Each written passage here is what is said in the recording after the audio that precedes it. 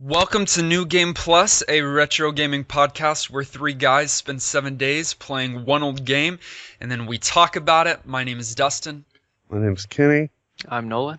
Happy New Year. Yeah, 2016 is here.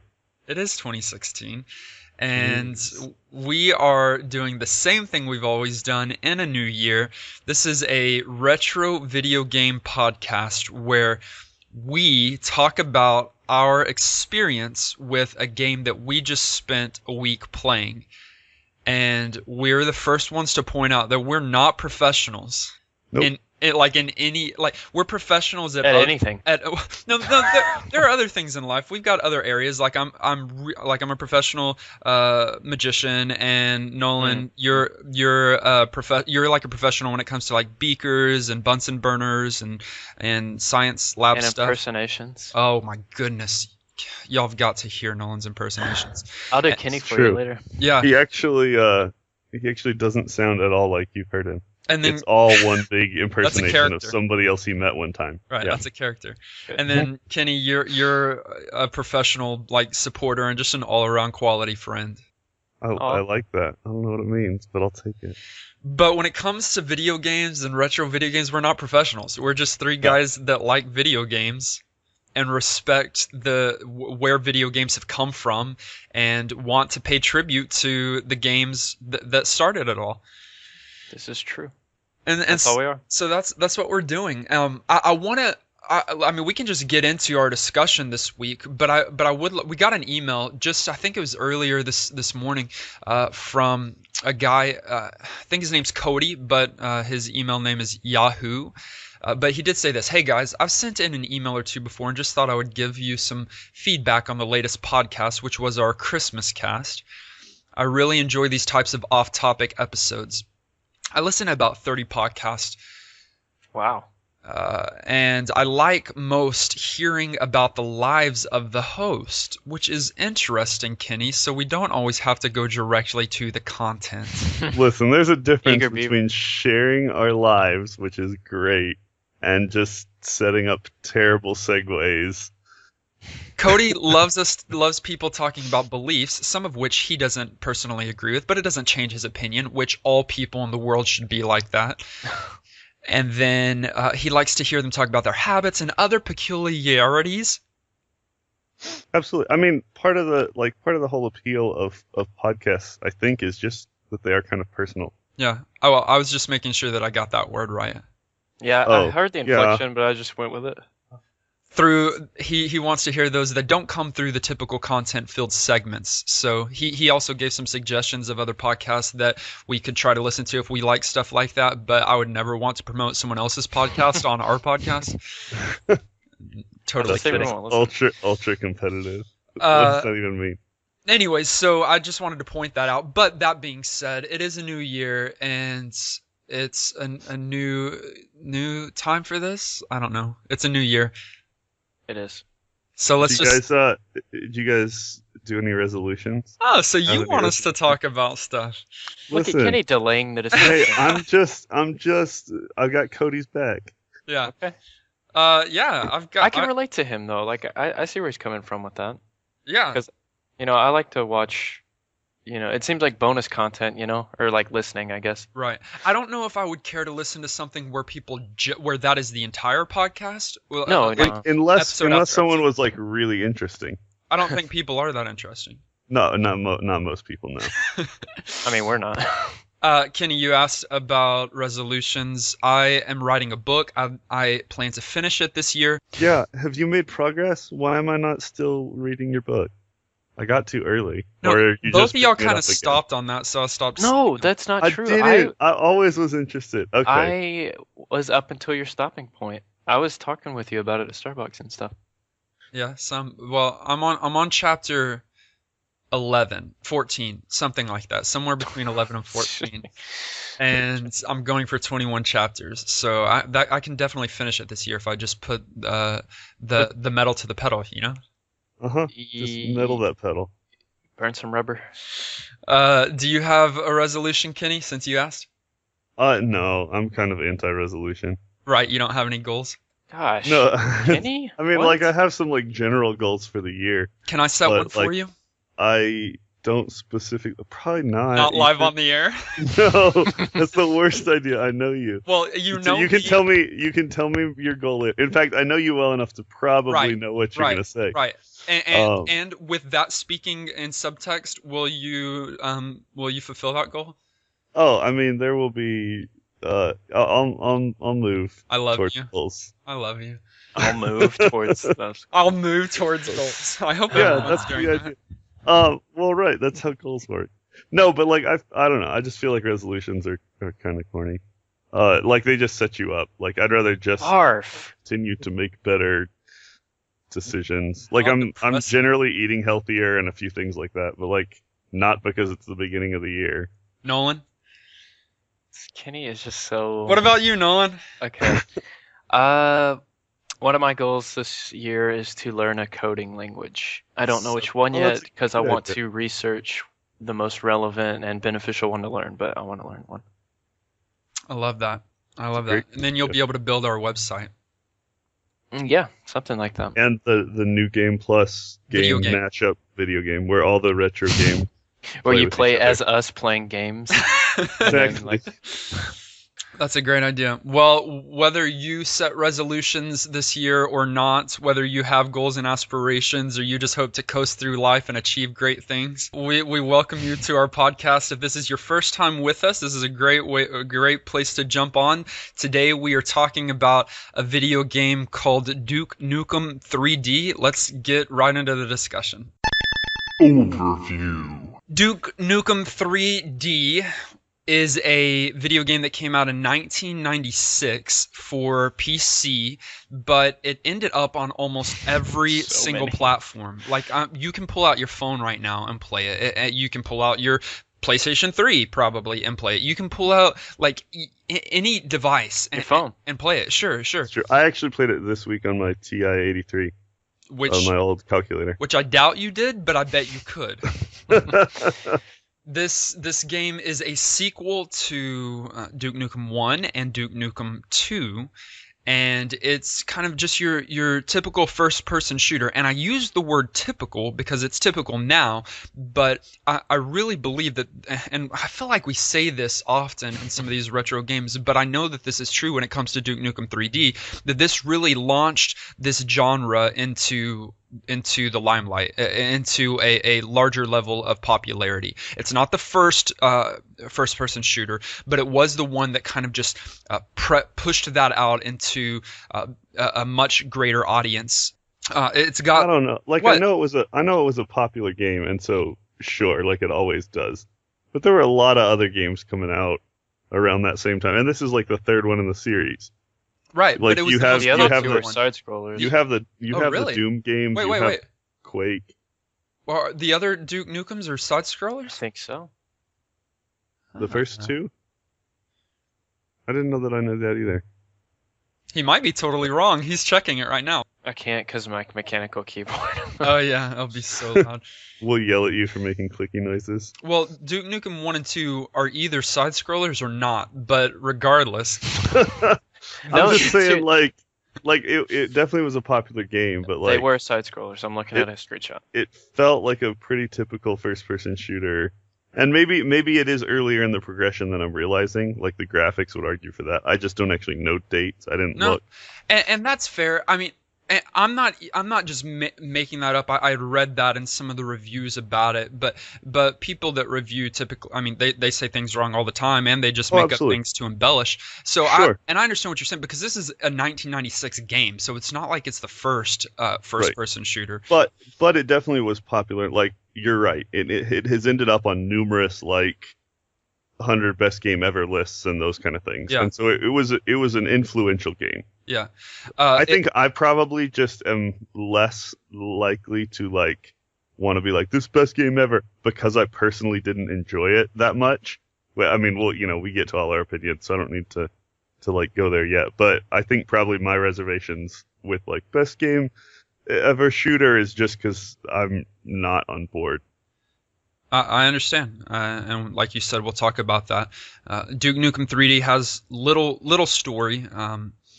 these games kind of have a story in the subtext and in the gameplay, but it's not there's not many cutscenes and there's not a lot of text that explains what's going on. But if you are familiar with the series, you'll know that like it's just absurd, right? So I think you're in Los Angeles. That's at least the beginning where you are, where Uh-huh. aliens have arrived and have started creating chaos as aliens do.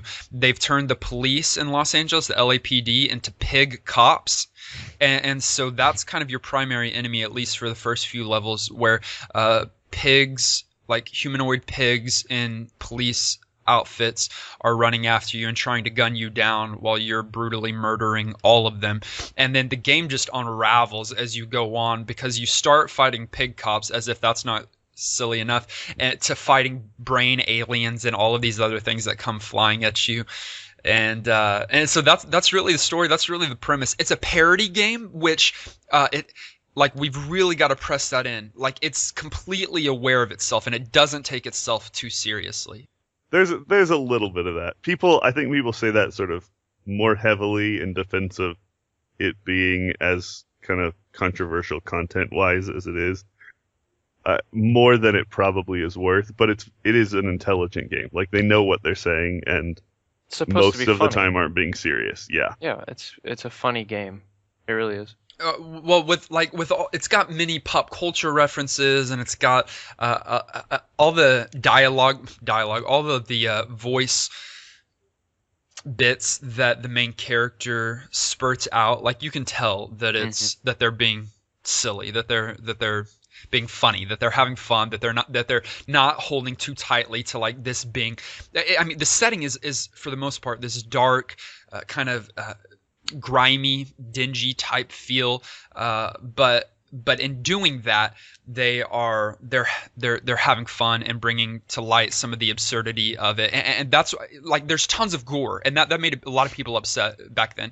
Today you wouldn't think anything about it with Grand Theft Auto and everything else, but I mean it's just like you shoot someone and they just explode and blood and guts fly everywhere, and I think they're doing that in part to just bring out the absurdity of the Yeah. games that were being developed and that kind of whole theme.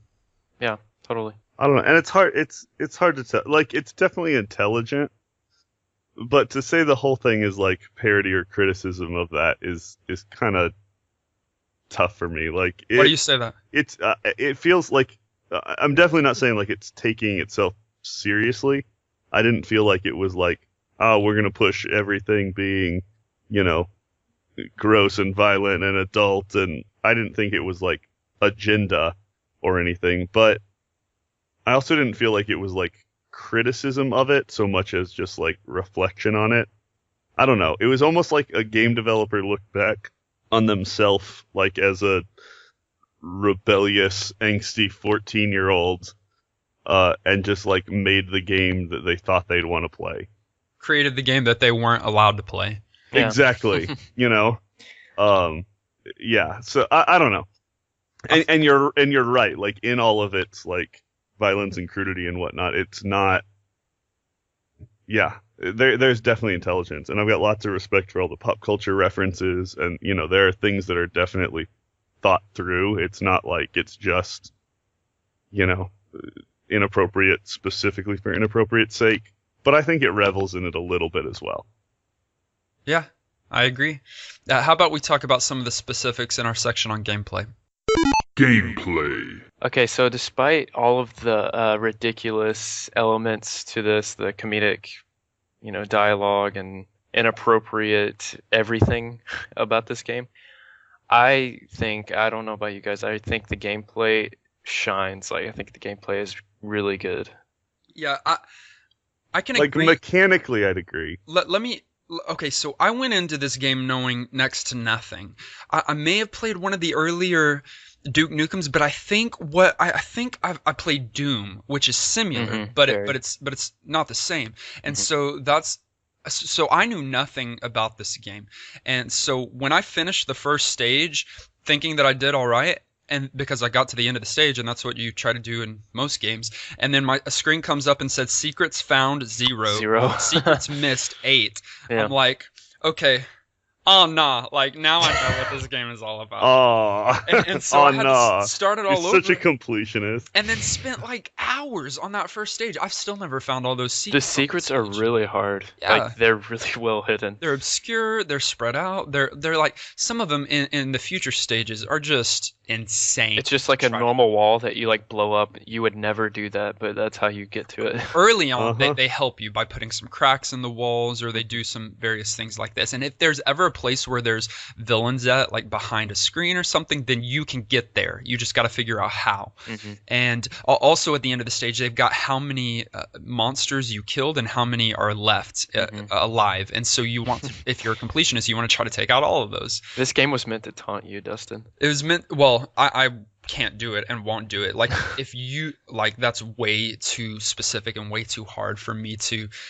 But I also I mean, can't. you could do it if you like followed a guide, Sure, but you like can playing do- it just like raw, it would be, yeah. Right, you can do it. I can't do it. I can't do that because I cannot go to the next stage before I complete the first stage. And completion yeah, is I see what you're not saying. just beating. It's something so much more than that. It's your typical now first person shooting game where you've got weapons, you've got your pistol, you've got your rocket launcher, you've got your shotgun, you've got various other things. You've got your melee, which is your mighty foot. Mighty foot, and your foot comes on screen and kicks something really hard. That's just another parody to that whole thing. You've got items that you collect throughout the stages that might help you fly or might help you swim. Night vision. And night vision goggles. And so your task is really to go through the stage to collect these little scan cards that help you get to the end of the stage, and then you detonate. Do you detonate a bomb at the end of every stage? Self-destruct, like you're trying to like blow up the place with Yeah. the aliens there? I don't know if it's every stage, but you typically do something destructive to end up at the next one. Yeah. So His name's not Nukem for nothing. yeah, so that's kind of the gameplay, and they may have updated this in future versions of it or various releases of it. I didn't play the Steam version. I actually played the Good Old Games version, the GOG, because they went on sale the week we did this podcast. Interesting. The button scheme isn't friendly. Isn't what I'm used to, because I want to be able to aim around the entire screen with a mouse. But in the version that I played, you didn't use a mouse. You It's use the right strictly side of the keyboard. keyboard and left side of the keyboard. Mm. But here's the thing I found out after being 2 or 3 stages in: you don't have to aim direct. They don't have to be in your reticle for you to hit auto them. aim. It's not even auto. It's not like the point on the screen moves as long as they're center screen. No matter if they're at the top or at the bottom, even if your reticle's in the middle, you shoot and it hits them. So I didn't find that out until like 2 or 3 stages in. Yeah, that definitely Which helps a lot if you're not playing with a mouse, especially. Yeah, well, I couldn't figure out how to play with the mouse. I'm sure if I would have spent a little bit more time trying to put in the mouse, I could have. But yeah, if you're not playing with the mouse, it just helps to know that you just have to get them in the center of the screen, and then you can shoot, and no matter where they are in the center, that you're hitting them. What did you guys think about the level design? I think it's great, mainly because you can interact with the level so much. Like for a first-person shooter, there's like you said, there's key cards to get through doors. There's switches, like puzzles. You can use the bathroom if you see a toilet, and there's a lot of interaction with the stage. And then the actual levels are I think they're layered pretty well, in that you have to find, you find where you're going, but it's blocked, so you have to go back and either get a key or open the path somehow. And then graphically, the game's nothing spectacular on graphics, but for what it is, I really enjoyed it. I didn't notice anything like ancient about it as I was playing. It felt really good. Kenny? I thought level design was good. It didn't like blow my mind. I feel like when I think about Perfect Dark that we played or some other games, I feel like there's some that do it even better. But yeah, like it was thoughtful. They clearly know what they're doing. You have to, find secrets and interact and do all the things. So I thought that aspect of it was fine. It didn't like stand out to me as like exceptionally great or terrible, but you know, is adequate. I'm not well, I'll talk about this later, but I'm not a huge fan of first-person shooter games. It's not my favorite genre. But I appreciate when those kinds of games are somewhat linear and help you get to where you need to go. I felt like these levels were not, but intentionally that they were not. They were fairly non-linear, and that like you could get to your next location in a variety of ways, which is interesting for that kind of gamer that enjoys those things. Like if you're trying to get from point A to point B, you can go possibly through the air ducts, or you can go through back doors, or you can explode some walls and go through there, or you can just go straight on. You can take some sewers. So in many of these levels, those are some of your options of how you can get there, which I found interesting, but I also found it a lot more difficult because I had to take every single one of them to try to find the secrets. Yeah, there's a hint of exploration in this first-person shooter, which is nice and refreshing for such an old game where I wasn't expecting something like that. I was expecting a more linear type, and I feel like GoldenEye has a little bit of that. But for this game, you know, there's a little bit of exploration to do and mandatory at times that, you know, there's more to the game than you might expect because of that. Before we move in to talk about how it aged, I think we probably should address the perversion of this game. Okay. Kenny, you're already mad at this game. You just want to go Oh, ahead. I'm not like mad No, at it. you're I just furious. don't love it.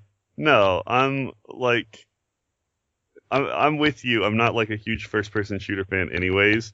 And so like when you add it, just sort of reveling in violence and gore and sort of some of those perversion things for no reason. And again, I do think some of them are being critical and some of them are tongue in cheek and being a joke. But again, there's just so much of it that I didn't enjoy that. You know, like I don't need to muck around in that for no reason. I don't know. It just felt like it was shouting out to like rebellious adolescents for no reason, and I don't know. I don't love that aspect personally. I definitely see why I was not allowed to play this game. Well, yeah. Yeah. Not, You and a lot of people, like there were a lot of countries No, rightly that so, outright though, I mean- banned it. Yeah. Right, It's definitely countries, not- like not parents, but countries that Right, were like like, we can't nations. play this game. And Yeah. that's, you know, there's definitely wisdom to that because it's not appropriate. No, But definitely if you, I mean, I don't know. It's for an audience that was definitely way older that could take it tongue in cheek and just enjoy the gameplay, I think. so But- clearly there was a lot of controversy when this game released because of like its outright offensiveness. And Yeah. Oh, absolutely. okay, so I'm not saying that you, our viewers, are going to be offended. You might not. You might have. We all have different offense, levels and toleration. But I mean, so you've got straight up video game nudity. You've got strip clubs where you can walk up Pay on them. a platform and make it rain money for these women. You've got like excessive gore, which once again, like for me, that doesn't necessarily bother me as much as some of these other elements, but for you, it might. And so I don't know. Maybe I'm just a prude. It doesn't sound like it because you guys are agreeing. And there was a great controversy over this game, and it might not be nothing compared to like Grand Theft Auto 5, which I also won't play because of some of the same things. But like, I just think that with that kind of content, here's what I'll say. For me, I can do some of that if it's purposeful for the narrative, maybe, or if it's showing it and that's a negative thing in the game, or that's a negative thing in the movie, or that is, some of these things are showing those so that we can have negative feelings towards that. But in this game, it seems as though it is making it a fun and funny and good thing, which I don't necessarily approve of. And they, like you can tell, they set out to be offensive. Yeah. You know, I mean, making cops pigs, like Yeah. just it's just sort of the straight up offense to authority mentality, you Right. know. And Right. it also showed in the in the violence and in the crudity and just all the adult content. Yeah, so you can make your own decision. If you're, I mean, if you want to take our advice, it might be to not play it, or just know what you're getting yourself into if you're going to Yeah. go in and play it. I just say that. I'd say Yeah. play it. Just you've heard us talk about what the content is, so it's there. Uh, I think the gameplay is good, but I don't think it's worth it enough to like filter through the crude content to experience the gameplay because there's other games similar that will do the same thing. I think you can get as good a gameplay experience without all of it, and so it's sort of like whatever in my mind. Let's have a discussion concerning the agedness of Duke Nukem 3D. Aged. For me, I didn't think it aged especially well. Maybe because it is just such a sort of typical shooter, but like because there wasn't really story to delve into and follow beyond kind of subplot story of what you're seeing as you play.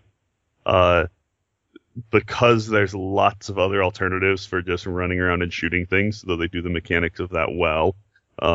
It feels fluid. It's reacts well. It looks fine. Because the graphics are just old enough to be not like to kind of break the spell for me. I feel like in my mind it didn't age well. If you're looking for specifically that type of game that's just a shooter that sort of revels in blowing things up and being kind of crude, and you want to get the latest version with better graphics and those kind of things, it might be replayable. And the fact that honestly that it's gone to so many different ports and that it is as popular a game as it is, for whatever reasons, I'm obviously not that person, but says that some people might enjoy still playing it, but I didn't think that it did exceptionally good at aging well. Nolan? I'm with Kenny. I've already said there are other ways to experience similar gameplay, but the game Duke Nukem 3D, did it age well? Maybe, but for me, it was a little too much. But that's just the game itself, and it was that from the beginning. It's not like it's not like time has made it more ridiculous. I mean, and I'm If anything, maybe time has made it less ridiculous. Just because the bar for content has changed over time. Yeah, I was gonna say that maybe this game was, along with a couple of others that we may even play someday. It seems like they kind of ushered in, or they went there. They ushered in this it's like they crossed the line with the kind of content that people were a little afraid to put in or didn't want to put in because video games are mainly for kids, or at least back then. Yeah, at least perceived to be back then. Yeah, so it may have been one of the games that matured the industry. I'm not sure, and I don't know every game out there and the history and its impact on everything as a whole, but to me it seems like it was one of those landmark games. And like you said, Kenny, it's obviously popular. There's so many ports, and I've heard of Duke Nukem, whether I've played it or not. I've heard of it, so it may have aged well, even if I don't think so, because of the mark it had on content choice and like kind of setting. But in a negative way, like No. if it aged well and made an influence, but for the worst. Right, I'm not saying that. I don't know that. That's, I guess it still like has credibility for doing what it set out to do, and it's accomplished that over time. Right, I'm not saying age isn't always it doesn't always have to be a positive thing, I don't think. Or normally it is, but in this case I'm not saying that it's a positive thing. I'm just saying whether I agree with it or not. I mean, they definitely crossed the line and possibly made it a little less taboo for other developers to put that kind of content in their game. But like Dustin said, if it's in the game and it's in the correct light, like I don't want to feel like I'm taking part in that, or that I'm glorifying that, like handing a in-game stripper money. If it's in the game and there's a purpose or some sort of redemptive purpose to the plot, then that's something else.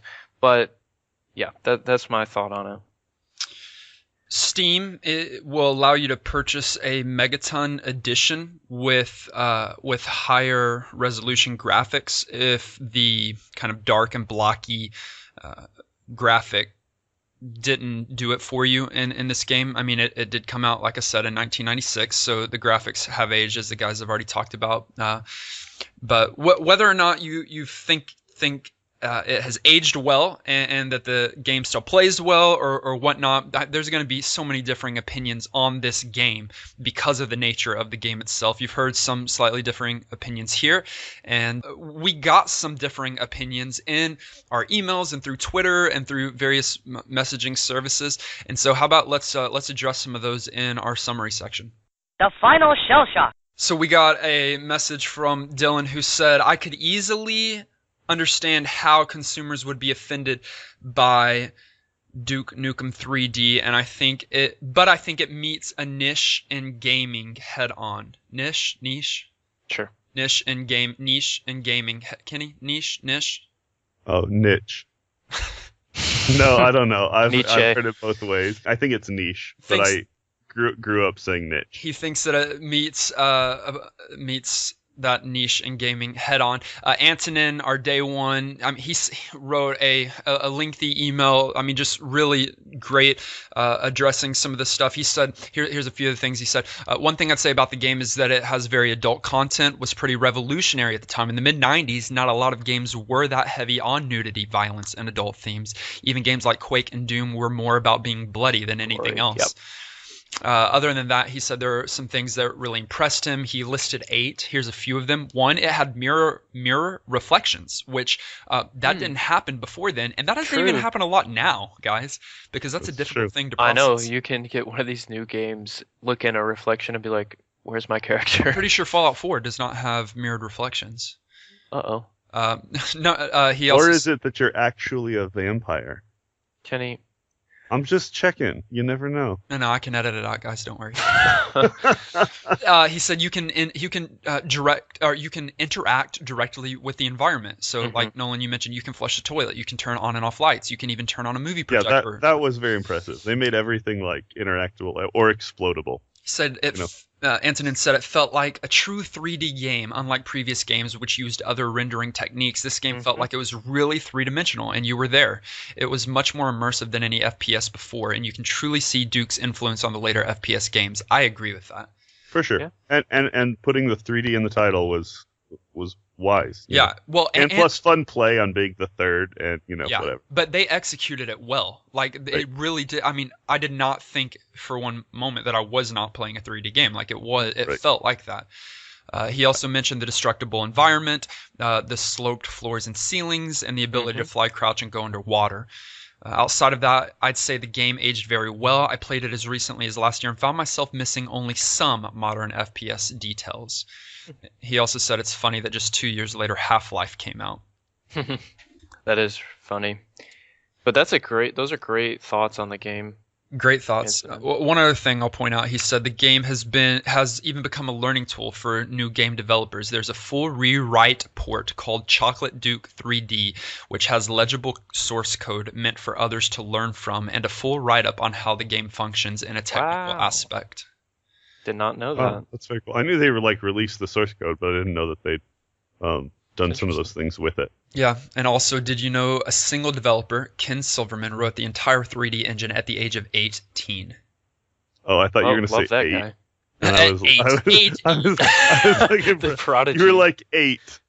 Hero we need. And I was like, wow. Right. Like that kid, did he know? Yeah. It's just funny. So, I mean, I agree with a lot of what Antonin said in his write-up. Great. So. All of those sort of gameplay and mechanic things, I think, are in my mind what made it highly successful. With that being said, do you give it your New Game Plus status? Do you give it that stamp of approval or not, Kenny? This one does not get New Game Plus status from me. No. Nolan? No, it doesn't. And for me, it does not either. I really don't like some of that content that we talked about. I think it does have tons of value, and I think we'll probably make a good amount of people mad by us all declining to give it that status. Yeah, like we understand why it was a popular game, and It just does. It's not suitable those for things us. it does well. Exactly. And so, like, And I'd rather, if I'm gonna go old school and shoot stuff and blow it up, I'd rather play Quake or something, similar but just less crass. And I can really respect the gameplay. Like I'm really not bashing the gameplay. I think it's brilliant, but yeah, someone might get mad about that. Exactly. The game mechanically is a great game, but it's just not one that I could, like, every time I sat down and played, I just had a hard time carrying, Yeah. All right. Well, as we're coming to the conclusion of this podcast episode and landing the vertibird, I want us to very briefly touch on something we talked about last week in our Christmas cast. We talked about, so we are in a new year now, and we've been asked by many people, are we going to consider games that came out in 2001? And so all three of us have talked about that, and I think we've come to a conclusion, something that we're going to settle on and something we're going to work with. We've had kind of differing opinions on it, which is fun and interesting to always kind of work through that stuff. But I think the plan is to simply stick to our 15 years or older initial plan, which means 2001 games will become on the table. So currently, if you know of a 2001 game that it came out on January 1st or 2nd, we can play it. I mean, seriously. Down to the month and day. We're going down to the date. Let's do it. I'm serious about the month. I'm not. No, I'm serious about the day too. Like, yeah, come on. I mean, we're going. It's got to be 15 years old or older. That's it. Okay, I like it. That's it. To the rule. And I think some viewers will be like, that's not retro. But, like, if you think about it, there are, like, teenage people that we give moving vehicles to who have existed for longer, who haven't existed for as long as some of these games that came out in 2001 are. Like, we trust, like, they're little adults with licenses. I don't know why putting it in that perspective helps me. No, I think that helps. These games as older, I will say, Kenny, the differing opinions was partially on me. I am of a viewer that would think, or I'm with the viewer that would think, like, that's not retro enough, or that's not a retro game, or let's rework the rule. But that helps me at least to think that way about it. Absolutely. It puts it into perspective. And just brings us back to the whole point of, like, a game will eventually be retro to someone. Oh yeah, no matter time. what. Like, any game that we play on a flat screen right now may be retro one day. You know what I mean? Yeah. Like, if it came out before the Oculus Rift became super popular, which I don't actually think is going to happen, but that's a whole different conversation. I don't either, but yeah, I don't. But, like, if that were the direction that things went, like, that might be the big line one day, And so you just can't tell, and things keep moving and changing, and so I think respecting that is good. And we've got enough games mixed. It's not like we're going to only be playing 2001 games. We're still going to be playing lots of great stuff from the 80s and 90s and definitely delving in. So just know that, I mean, we understand. We've talked about it. We understand that now we're opening up for games that came out on Xbox and PlayStation 2. Like, that's difficult for some of us to fathom, but I mean, you just said it, Kenny. It doesn't just mean that we are only going to be playing PlayStation 2 games now and Xbox games. Absolutely. They may sprinkle in there every 20 episodes or so, and I think that's okay. I think that's reasonable. And Kenny, you said 16-year-olds, right? People are getting licensed and driving cars. A lot of those people are gamers. A lot of those people are people that want to listen to gaming podcasts, and so I think we need to do that. I think it'll be fun, and I think it's appropriate, and that's what we're gonna do. Yeah, works. Sounds good. We got some Twitter feedback over the last week or two from some of you, and one of them from @LordChilds. You said, thanks, NGP Podcast, for reminding me of the Steam Winter Sale. Picked up all three Witchers, Mirror's Edge, Final Fantasy 13, and Republic Commando, all for $50. You're welcome. Is that sale still going on? It is. It's going until the 4th. Oh goodness, you've got, like, get in there. Yeah.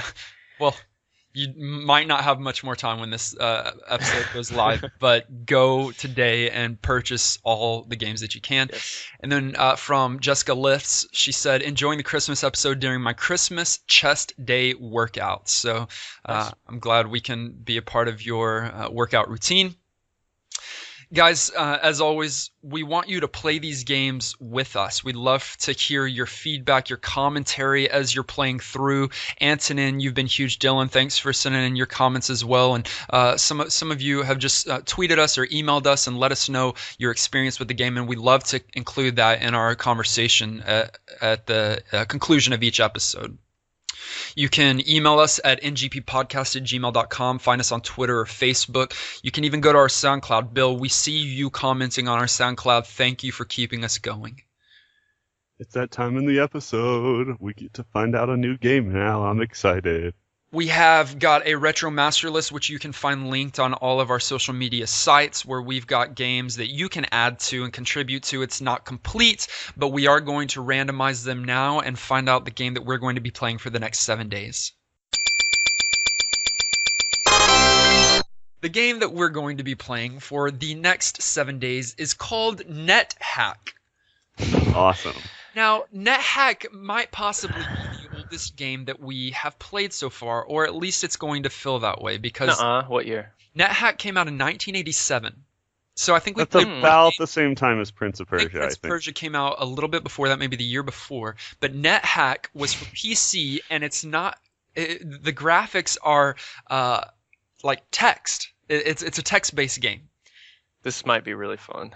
It might be really fun. Yeah, I'm actually kind of excited. If you've got a few moments to rate and review us on iTunes or SoundCloud or Stitcher or whatever you're listening to us on, please do so. That will help us out tremendously.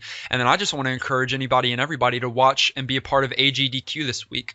Yes, it's so much fun to watch that. Awesome Games Done Quick. They are raising money for a good purpose and a good reason. And my wife and I sit down and watch as much as we can. We've got it constantly streaming and every single year. And we're going to contribute this year and be a part of that, not playing there, but watching. It's where a lot of speedrunners gather together and play some of the greatest games known to man in a really quick manner for money and raise over $1 million every single time. So that's exciting. I'm going to watch it. Nolan, you're going to watch it? I'm definitely going to watch it, and it's amazing. If you can't or don't really want to donate, just watching it helps.